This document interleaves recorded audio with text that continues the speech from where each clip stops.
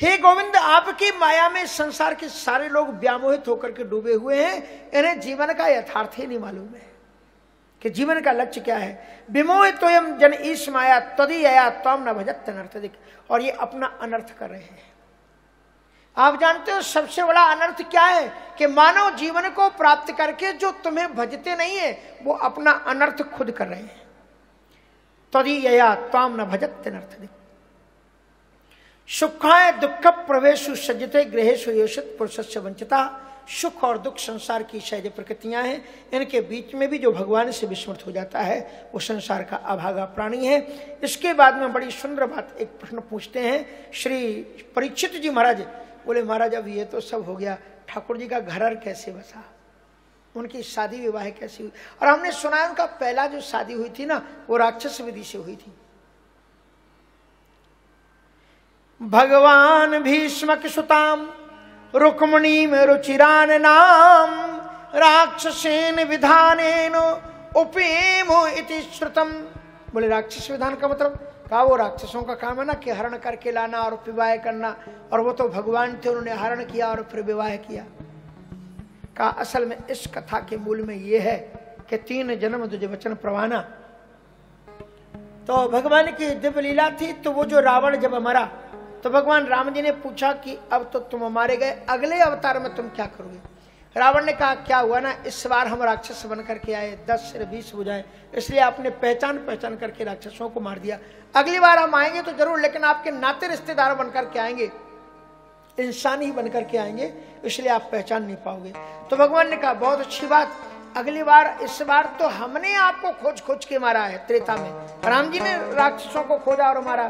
बोले द्वापर में हम नहीं खोजेंगे, राक्षस लोग मुझे खोजते खोजते मेरे पास में आते जाएंगे और हम उनको स्वाहा करते जाएंगे। हम खोजेंगे नहीं, आप खोजना। और क्या करोगे? बोले असल में एक काम ये करेंगे कि अभी जब मैं घर में आता था तो मंदोदरी बहुत फटकारती थी कि इतनी बलवान थे तो धनुष तोड़ करके सीता को लाते, विवाह करके लाते। तो बोले अगली बार मैं क्या करूंगा कि विवाह करके लाऊंगा। तो राम जी मुस्कुराए, बोले तुम्हारा वाला पाठ हम कर लेंगे। बोले तुम्हारा वाला पाठ? बोले जैसे तुम हरण करके लाए फिर हरण करके हम ले जाएंगे। और इस प्रकार से अत्यंत दिव्य, देखो एक बड़ी सुंदर बात है कि ये महाराष्ट्र में एक जगह है अमरावती, और अमरावती से 40 किलोमीटर दूरी पर बड़ी अच्छी पावन जगह है, उसका नाम है कौंडिल्यपुर। अमरावती का नाम अमरावती इसलिए है कि वहीं पर रुक्मणी जी ने देवी का पूजन किया था। विस्तृत थे राजमहल, तो बहुत दूर दूर तक होते थे। तो इस प्रकार से वहां की दिव्यतम लीला का विस्तार होता है। कहते हैं राजा शीत भीष्मको नाम विदर्भादि पुत्र महान तस्या पंचाभवन पुत्राः कन्यका च वरानना। उनके 5 पुत्र थे भीष्मक के, और एक अत्यंत श्रेष्ठ सुमधुर मुखारविंद वाली कन्या वरानना जिसका नाम रुक्मणी, उनका वर्णन करती है। शोपश्रुत मुकुंदस्य रूप वीर गुणाश्रिया। अपने घर में सदैव संतों को बुलाते रहना चाहिए। जिनके घर में संतों का शुभागमन होता है उन बच्चों के संस्कार बहुत श्रेष्ठ हो जाते हैं, क्योंकि संत आएंगे तो भगवान का गुणानुवाद गाएंगे और उससे बच्चों का स्वाभाविक ज्ञान हो जाता है। और इस प्रकार से अजय मिश्रा जी यहां से, हाँ, एक हमारे डीडी न्यूज के पत्रकार हैं, उनका बेटा तो यहां पर नहीं है, अभी नहीं दिख रहा है, शायद नीचे होगा। इतना अद्भुत संस्कार, कैसे दंडवत प्रणाम करते हैं चोटी शिखा रखे हुए। अमेरिका में हमने बच्चों को देखा चोटी शिखा रखते हुए, लेकिन और लोगों को शर्म आती है। संतों के पास ले जाओ।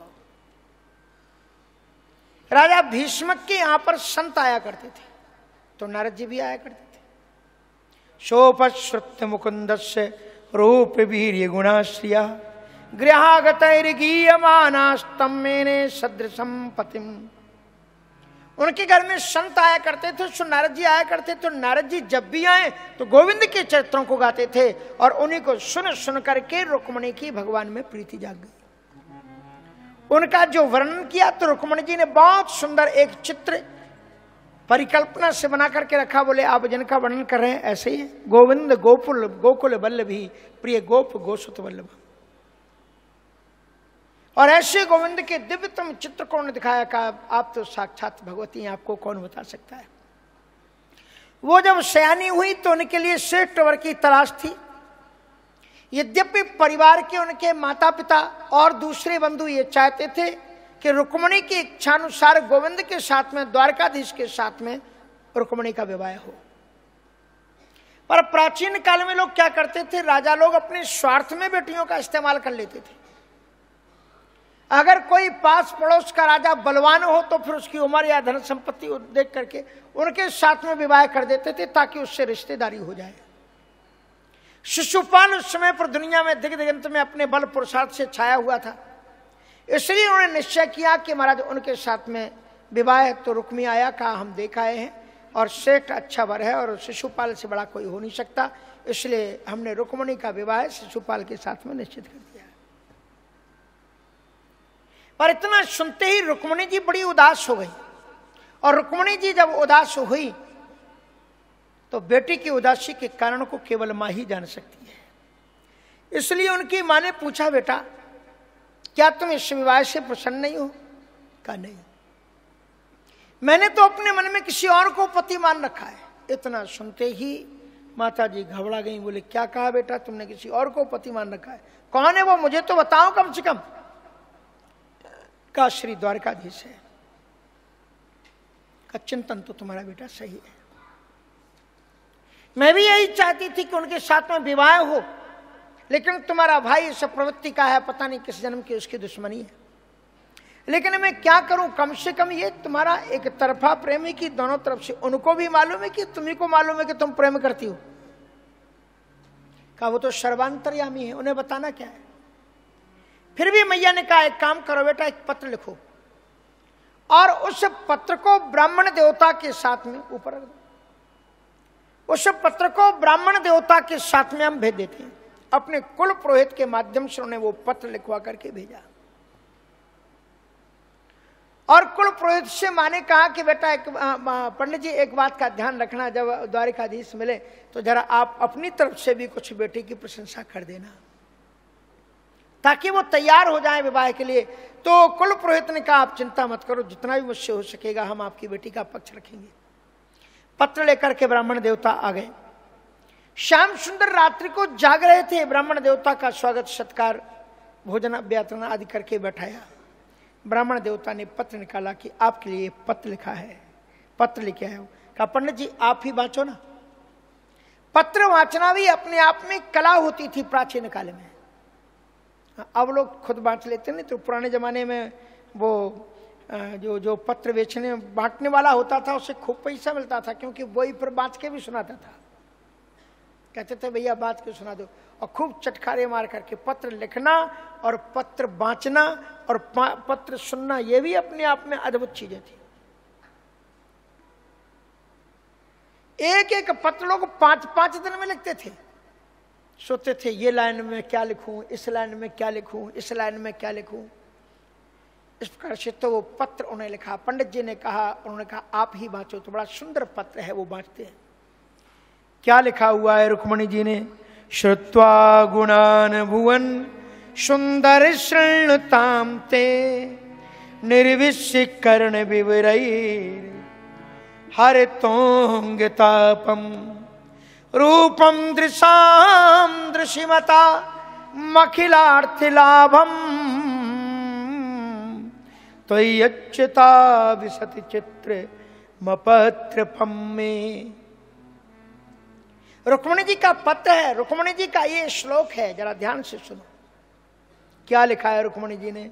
श्रुत्वा गुणान भुवन सुंदर शरणताम ते निर्विश्य कर्ण विवरैर हरतोंगतापम। महात्माओं के द्वारा जो हमने आपके चरित्र सुने हैं, जो आपकी कथाएं सुनी हैं, वो अनावृत कर्ण कुहरों के माध्यम से अंतःपुर में प्रवेश करती है, अंतः हृदय में। और अंदर में प्रविष्ट करते ही भगवान की कथा क्या करती है? बोले हरतोंग तापम। जो आपके जीवन में जो संताप है, दैहिक दैविक भौतिक संताप। देखो कई प्रकार से लोग अपने स्वजनों की तिथि मनाते हैं, पुण्य तिथि मनाते हैं, पर अहिल्याबाई जी के लिए, गौरी के लिए जितना भी आशीर्वाद दें उतना कम है कि वो अपने विधायक थे, यशस्वी विधायक थे, उनकी कीर्ति थी। ऐसे शंभू दयाल जी की स्मृति में प्रतिवर्ष उन्होंने संकल्प लिया कि श्रीमद् भागवत की कथा सुनो, और इससे बड़ा श्रद्धा समर्पण करना और कुछ नहीं है कि अपने पति को, अपने स्वजन को आप प्रतिवर्ष कथा सुनाओ, इससे बड़ा कोई पुण्य नहीं है।